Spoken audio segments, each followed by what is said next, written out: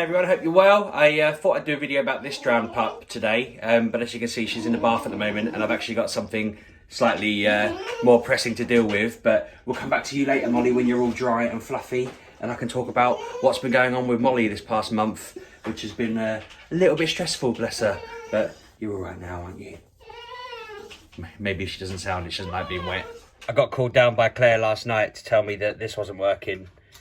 We press it and nothing happens. I mean, it does look dirtier now I'm filming it than I remember, but somebody who's talking here does like to climb along the front of the telly, stepping along these bits, giving it a good kick and hitting the TV with stuff. And yeah, we're worrying that he might have broke it, but I've had some ideas, so I'm going to try and fix it this morning. So Anna's advice for the Xbox being broken was to stick it in the freezer and see what would happen. Maybe it would fix. I tried the Sheepdog one punch to see if it would work. Hitting it didn't fix it. One thing I did notice is this bit doesn't power up at all. There's no light on it. And if there's no light on that, then it means the Xbox itself isn't getting any power. So I've had a look at the plug and where is it? I've lost it. I've taken the fuse out basically. Going to Tesco's and hopefully get a new fuse and replace it. And if I fix it, I feel like a wizard. But if I don't know what else to do. Maybe I'll have to freeze it. I braved the wind. I went to Tesco's to get the fuse sorted. As I was paying, the lady was asking me if I had enough bags to get all the stuff in that I had with me. And I thought I only come in for this. And I ended up with, like, I think it's about 35 quid worth of stuff, just lugging it around the corner. Very heavy. But yeah, my plan is now to try and hopefully put this in. And if I do it right, it should just power up. Prop this open in preparation because it looks ridiculous, like it just flaps down every time I try and go near it, which it has done immediately, one-handed. Right, let's go. I might need to just put the camera down, you can see me from that angle. Pop it in, right, pop it closed. I'm assuming it don't have to be a certain way around to work. Right, that doesn't look like it's in. I don't know whether that's trustworthy. It seems like that is genuinely how it goes. It's in. So I'm going to plug this in here. Even though the light isn't on there, it is actually powered up. So fingers crossed. Let's have a look. There's no light. Oh, there is a light on this. It's lit up. We have life. I actually thought the light was over here. So that could have been lit up all along and I just didn't notice. We'll have to do the moment of truth and plug the whole thing in now. Right, I've plugged it in. I'll tidy this up later. Moment of truth. Oh, it's really messing with me looking through here. No. It doesn't power up. Is it on there? The light's not on there. What's going on here? Did I plug it in properly? Right, it's powered on at the moment. But what I'm finding is when I plug this in the back, it goes off. And the button does not turn it on. So I'm guessing it's this bit that's broken, or it's telling me that this is dead. One or the other. It may be about to go in the freezer for a test. Well, that sucks. So I've gone on Amazon. It turns out it's only £25 to replace the part, and fingers crossed replacing it is all I need to do. Part of me is stuck in a catch-22. I was chatting to Kev, Anna and Pab yesterday and we were thinking, well, the options are spending, what, 400 and something pound, £500 on a new Xbox, I don't know exactly how much they are, or buying a PC when I was going to get one anyway, and maybe just expediting that a little bit because we need something to watch stuff on. I don't know how easy it is these days to like hook a TV to a telly from a different room, whether it's something I could just do over Chromecast or what, but that'd be something I'd be seeking advice on if anyone can help. So yeah, back to the main topic that I want to talk about. I've got this lady with me. Say hello, Molly. She's dry now and a lot less whiny, bless her. But yeah, we had a bit of trouble with her, bless her. I've done a video before where she was whining earlier, she used to do that all the time between like lunchtime and lunchtime and 8 o'clock every day. And we took her to the vets and we said, look, we know she's scratching at the moment a little bit, bless her. She has these sort of bits on her side that she likes to scratch at, and we taken her to the vets and they were like, well, we'll just give her an injection and a bit of a steroid injection to try and help her, and they prescribed some shampoo and it just didn't seem to work. She was just getting really stinky, she was just getting really like uncomfortable, and the vets were just saying, yeah, she's just old and that's what it is. And it was getting really frustrating because she was a bit like dementia as well, like just stuck in her routine, acting silly, you know, forcing us to, like, she'd make me clear the table every day after dinner. She'd just sit there and moan at me until I cleared the table, and then she'd leave me alone and go harass someone else, like she was just shepherding us all. And yeah, we took her to the vets again, and they were just like, right, you know, bit more injections, and this was all over kind of Christmas time. And then in January, so just after Christmas, we basically we said that we wanted her to have her teeth cleaned because her breath really smelled, and they said, okay, that's fine. She's obviously quite an old girl, so they tested and checked she was okay. They knew it was all right to test her.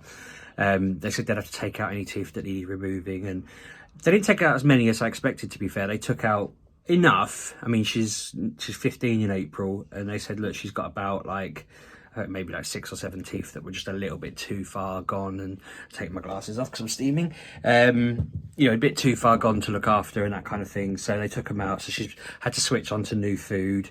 They removed, she used to have like a spot on her eye that was affecting her vision, and so she's a pretty girl now. Her eyes are all clean and clear, and she used to have a lump back here that they removed, and I'm trying to think where the other one was. There's another one somewhere that they took off, so she had all stitches on her face and on her neck, and looked a bit worse for wear, bless her. But she seemed really fine, and we were surprised that at her age she'd sort of survived it all and was feeling good and feeling happy.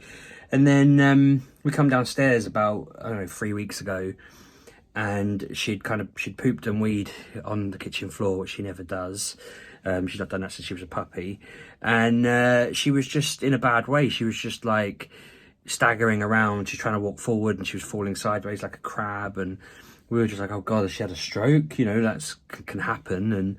And so we took her to the vets, and they kept her in overnight. They kept her in for a couple of days actually, and they did a load of tests on her, and they basically found out she had an ear infection, and that's probably the reason she was actually whining so much, was she had a sore ear, bless her. So they put her on antibiotics. They said that they think the infection got to a point where it damaged part of her brain and caused a bit of a, it was like an equivalent of a stroke, they said. And she, you know, it would counter out. You know, you can see at the moment she's standing perfectly fine. She can walk fine. She's not like staggering around anymore.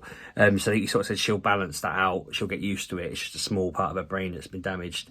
But they put her on antibiotics. They looked at her skin again, and they said, look, we're going to put her on some, they called it antifungal stuff, but then I think they've actually, it's also some sort of antihistamine style thing for dogs. But she's now on these tablets every day now, forever, that basically stop her getting allergies, stop her getting, you know, ridiculous.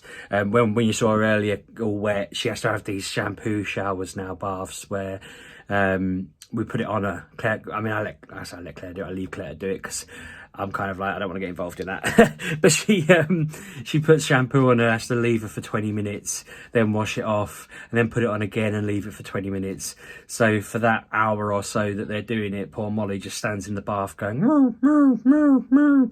And I can't, that's the reason I can't do it. I can't handle the repetitive noise. I start losing my mind. I was begging her to stop the time I tried to sit with her. It's just, I can't handle it. I can't handle it. It's constant. It's on an exact time every sort of 2 seconds for the entirety of the time she's in there.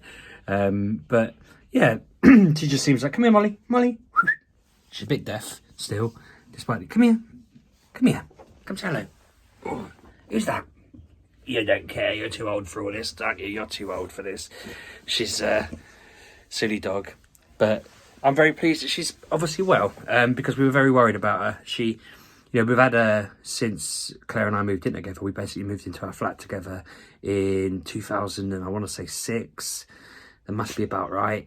Yeah, we'd met each other in 2005. We moved in together. It must have been 2007 actually, because we moved in together like a year after we'd known each other. Not even that. Could have been 2006 actually. I think we met each other in September 2005. And we were living together by August 2006. That sounds about right. Because I'd finished uni year 1. And needed someone to live with in year 2, and we both agreed it'd be a good idea. So we got a Molly about a week in, and then we had 3 kids, so Molly just kind of got demoted, bless her. But she's doing all right. As I say, 15 years.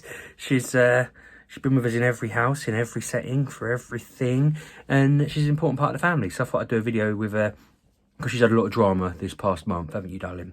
But she seems like a puppy now. She seems really happy. She wants to go out all the time in the garden. She doesn't want to go on walks still. She gets lazy on that. She just gives up on walks. She just says, right, I'm stopped now. I'm done. She's just more involved, more coming into play. Claire sat playing with her the other day and she was just pouncing over that. A lot less whiny, bless her, because she's not uncomfortable. And I mean, I don't really blame the vet. The vet were doing everything they could. They didn't see any indication it was an earache until she started falling over and that kind of thing. I don't, we're stuck in the painful bit now of we've had to do an insurance claim, and they said it would be all fine. And then they said to me, what breed is Molly? And I mean, if you look at Molly, it's pretty obvious what breed she is. She's a Blue Rowan Cocker Spaniel. And I said, well, we didn't buy any certificates or anything. We got her from a lady. There was a sign in a shop window that said, like, reach out to this number for it to buy a Cocker Spaniel. And we were like, okay, let's have a look at them. We were looking for Westies, and we went to look at the Westies, and then we looked at the Cocker Spaniels, and we saw Molly, and we were like, oh, let's get this one. She's beautiful. And we got her. But we always insured her as a mongrel because we just assumed that some random woman advertising in a shop window in Essex 15 years ago, she probably didn't have any kind of pedigree craft kind of certification.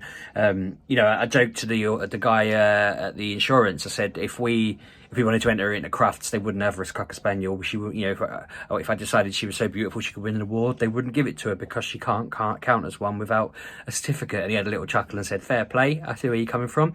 So I had to ring my vet and say, can you put her down as a mongrel? Because they'd looked at her and just gone Cocker Spaniel, yep, job done.